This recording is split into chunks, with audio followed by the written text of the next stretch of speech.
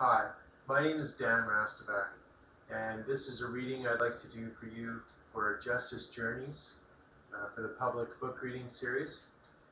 The book I'll be reading from is called The Shack, and it was written by William Paul Young.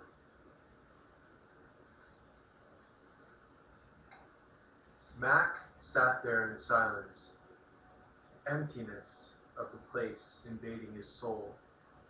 His jumble of unanswered questions and far-flung accusations settled to the floor with him and then slowly drained into a pit of desolation.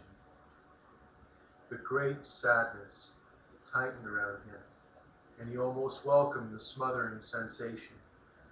This pain he knew. He was familiar with it, almost like a friend. Mac could feel the gun in the small of his back, an inviting cold pressed against his skin. He pulled it out, not sure what he was going to do. Oh, to stop caring, to stop feeling the pain, to never feel anything again. Suicide?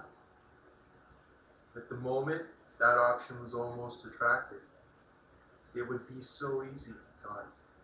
No more tears, no more pain. He could almost see a black chasm opening up in the floor behind the gun he was staring at. The darkness sucking any last vestiges of hope from his heart. Killing himself would be one way to strike back at God, if God even existed. Clouds parted outside, and a sunbeam suddenly spilled into the room, piercing the center of his despair. But what about Nan? What about Josh, Kate, Tyler, John? As much as he longed to stop the ache in his heart, he knew he could not add to their hurt. Max sat in his emotionally spent stupor, weighing the options in the feel of the gun.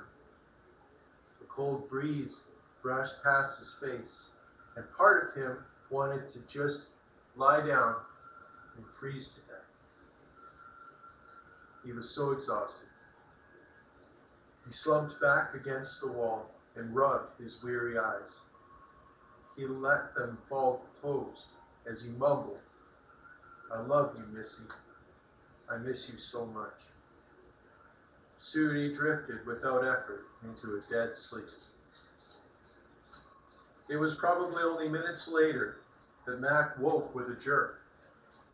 Surprised that he'd nodded off, he stood up quickly, stuffing the gun back into his waistband and in his anger back into the deepest part of his soul. He started for the door. This is ridiculous. I'm such an idiot. To think that I hope God might actually care enough to send me a note. He looked up into the open rafters. "I'm done, God," he whispered. "I can't do this anymore. I'm tired of trying to find you in all this." And with that, he walked out the door. Mac determined that this was the last time he would go looking for God. If God wanted him, God would have to come find him. He reached into his pocket and took out the note he had found in his mailbox and tore it up, letting the pieces slowly sift through his fingers, to be carried off by the cold wind that had kicked up. A weary old man, he stepped off the porch and with heavy footsteps and a heavier heart started the hike back to the car.